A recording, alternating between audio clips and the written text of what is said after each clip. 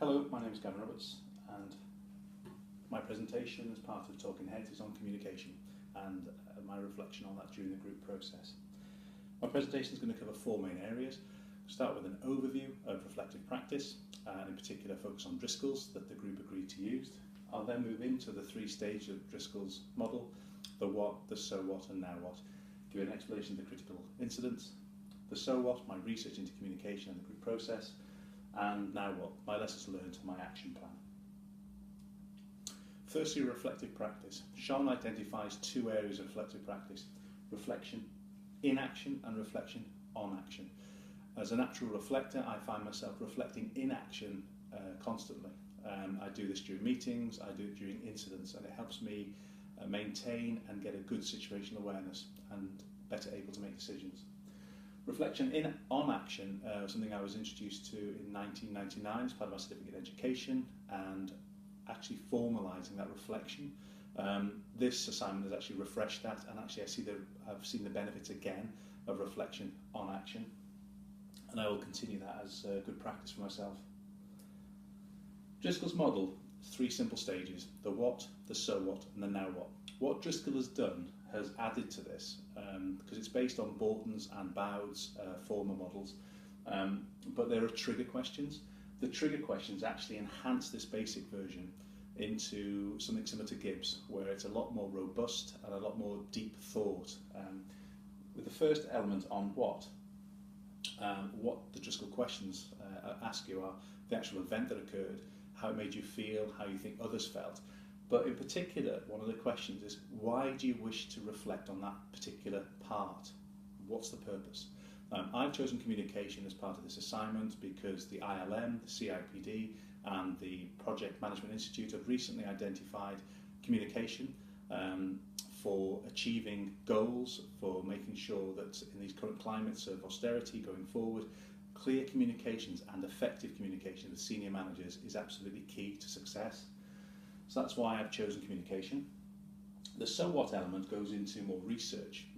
So you're looking into theory to underpin and to actually come up with some judgments and some learning. That learning you then take forward into the now what. And my now what identifies some areas I'm going to take forward out of this assignment. And it's a continuous process, so it continues throughout. So using Driscoll's model, the what that I've used, and it's reflected in my journal that's in the group process report, looked at the initial face-to-face discussion, the four of us, how that progressed when we dropped down to three in the group. This is something particularly that Robin focused on with change and emotional intelligence. And from this very first stage through to emails, telephone calls, and UVU.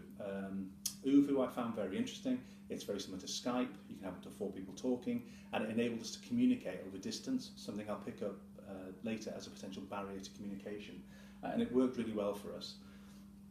So that's what I wanted to reflect on. So I started looking at research, and I started researching communication. Much has been written about communication, and I started with the basic linear model, first put into paper by Shannon and Weaver with their mathematical theory. This was based around a lot of work into telecommunications and how from the information source through to the destination, how that was best achieved, and the noise source, interruption to those phone waves. This model hasn't changed significantly over the years. What has happened, two significant evolutions. The first one, a feedback loop from the destination back to the source, so from the sender to the receiver back, which is a confirmation, and the noise source. The noise source has evolved into potential barriers to communication, which I found that Lunenburg 2010 actually succinctly put into 4 areas, and it encapsulates all the other theories I've looked at.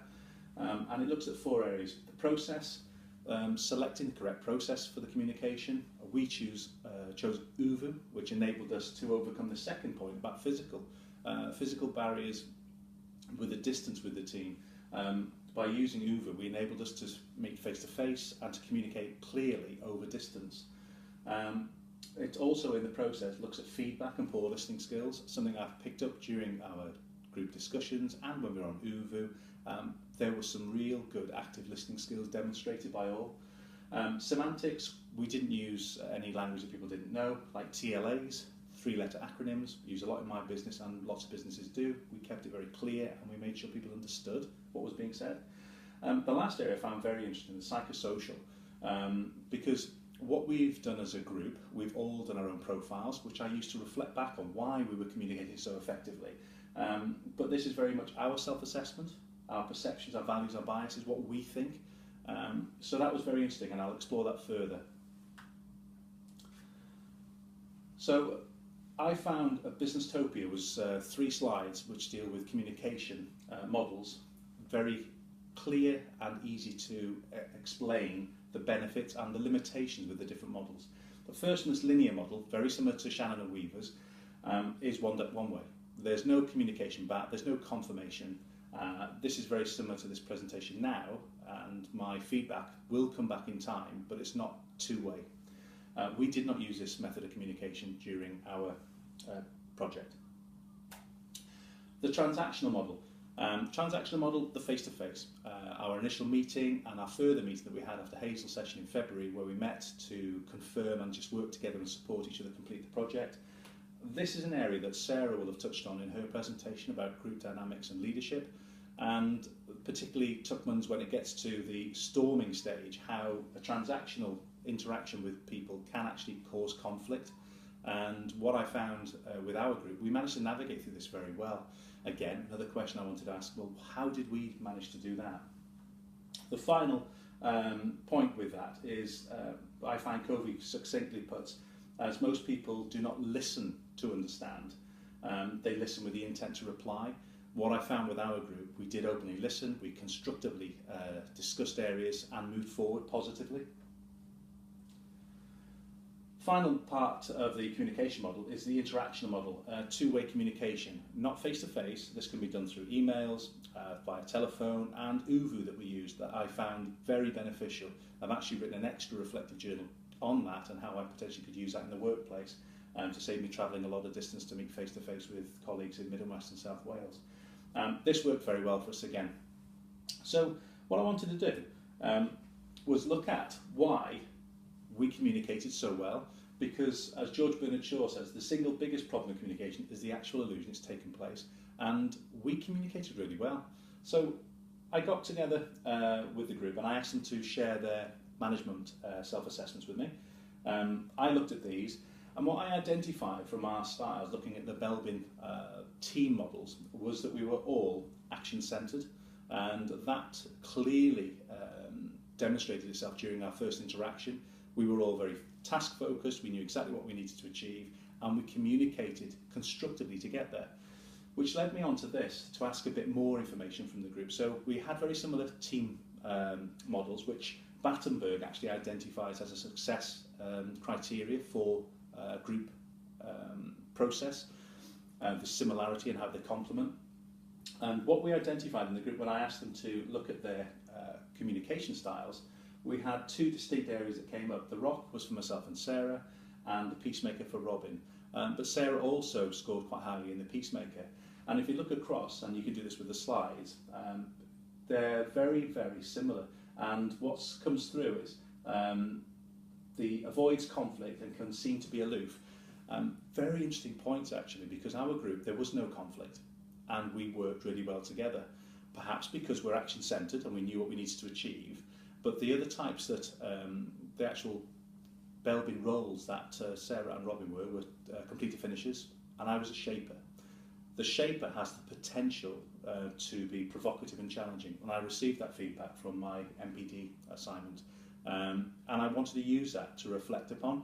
So what I've done, I asked the 2 members of the group to give me some feedback as well on how well I was communicating to enhance my emotional intelligence, which is something that I moved on to, because looking at a lot of the research out there, the biggest factor to improving communication was emotional intelligence. This was supported by Jacob in 2013, and identified that with the emotional intelligence, you know self and you understand others better, you're better able to communicate. And that's a real key learning point I took, of understanding the model or the management styles, the team roles, the preferences of others actually supports me to move forward and communicate effectively in a group. That feedback I received, I then transposed into, for me, that Johari window of my self-understanding and what others see, which actually reduces my blind spot. So I've tried to use the self-discovery route to improve myself as a leader and a manager. That has led me on to identify my own learning going forward, and what I've identified through this whole assignment, I'm going to maintain Driscoll's model. I'm going to keep going with this now because actually I found it really beneficial, and it sparked again my passion for reflective practice. I'm reflecting on practice and the lessons you can learn from it. So I'm going to continue doing this. I'm going to continue enhancing my emotional intelligence because, as Boyetts and Goldman identify, by having a good self-assessment, which is actually a true reflection through feedback and limiting that blind spot, you have better emotional intelligence. And with that, I can then be a better communicator in groups and continuously improve as a leader and a manager. So I'm going to maintain that as part of my CPD. The next few slides are my references. Thank you for listening.